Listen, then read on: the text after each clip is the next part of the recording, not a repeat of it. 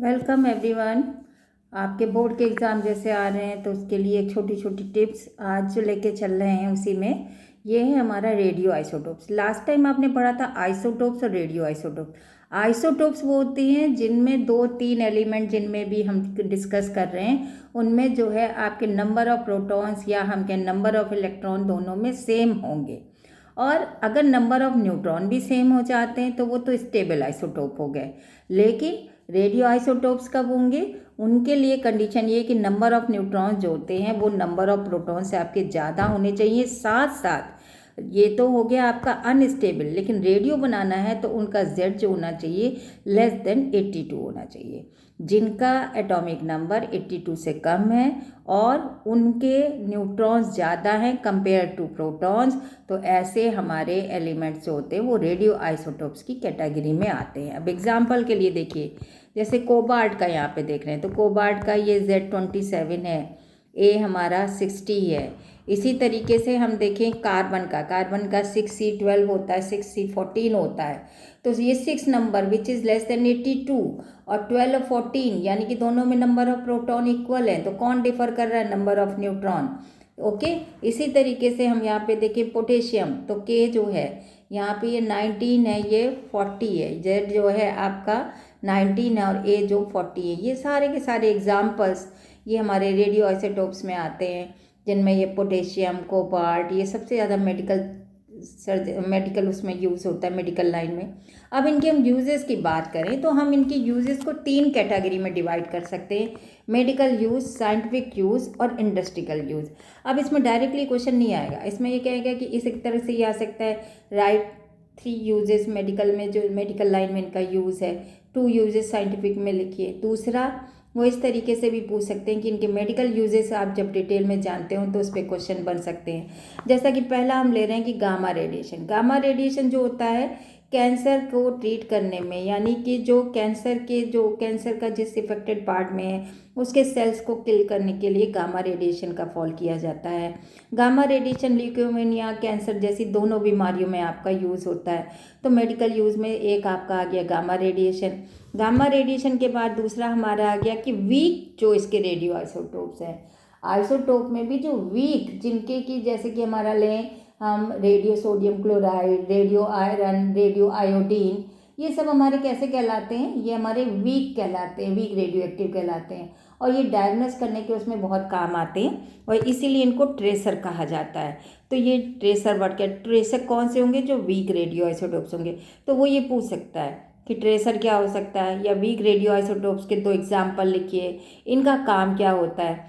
ये जो होते हैं, अगर किसी पेशेंट के ब्रेन में ट्यूमर है या कहीं ब्लड क्लॉटिंग हो गई है तो उनको डिटेक्ट करने में ये ट्रेसर का बहुत बड़ा हाथ होता है। तो ट्रेसर कहाँ पे हमारे मेडिकल यूज़ में यूज़ हो रहे हैं, ये आपको ध्यान देना है। यहाँ पे देखिए गामा रेडिएशन यूज़ नहीं हो रहा है, यहाँ पे हमारे ट्रेसर्स यूज हो रहे हैं।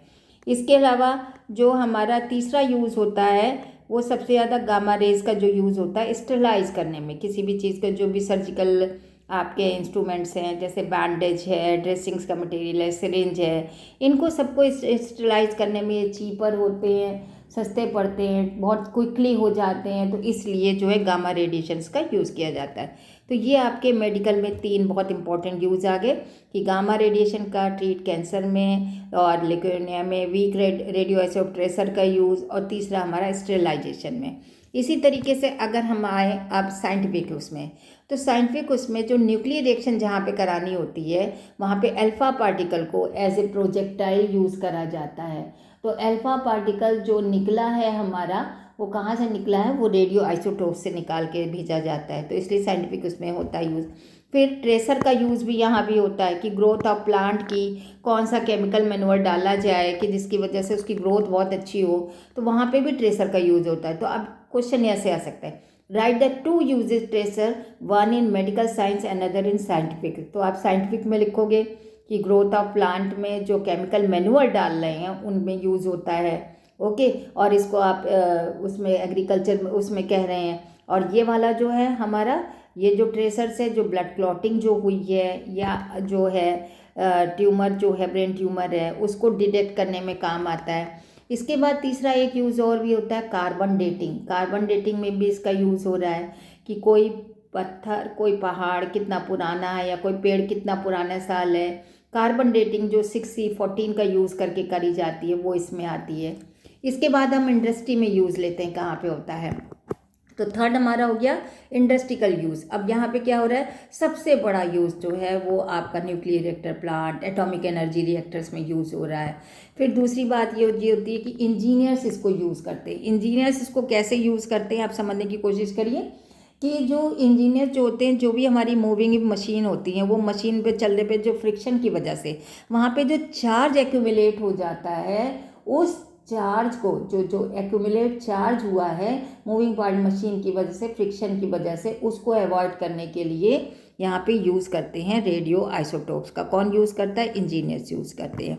इसके बाद जहाँ पे आप कभी कभी देखते हो कि कई सी चीज़ें बहुत सारी जो चमकने वाली होती हैं, फ्लोरेसेंस नहीं है लेकिन वो चमक रही होती हैं, तो ल्यूमिनेसेंट साइन देने के लिए भी इन रेडियो आइसोटोप्स का यूज़ होता है। इसके अलावा इसकी जो पेनिट्रेटिंग पावर होती है बीटा वाले की, ये बहुत इंपॉर्टेंट है, इसको नोट रखना है।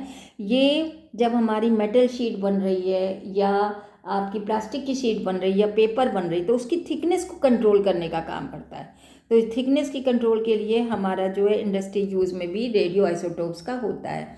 तो इस तरीके से रेडियो आइसोटोप्स के इम्पॉर्टेंट यूज़ मेडिकल, साइंटिफिक और इंडस्ट्रियल यूज़ हैं। I hope so you understood. read 1 and 2 times, see my this video 2 and 3 times, आपको सब कुछ याद रहेगा and you can do any question related to this part. अगर ये आपको अच्छा लगा हो तो प्लीज़ लाइक करना ना भूलें, और अगर आपने चैनल सब्सक्राइब ना किया हो तो उसको सब्सक्राइब करें। Thank you everyone.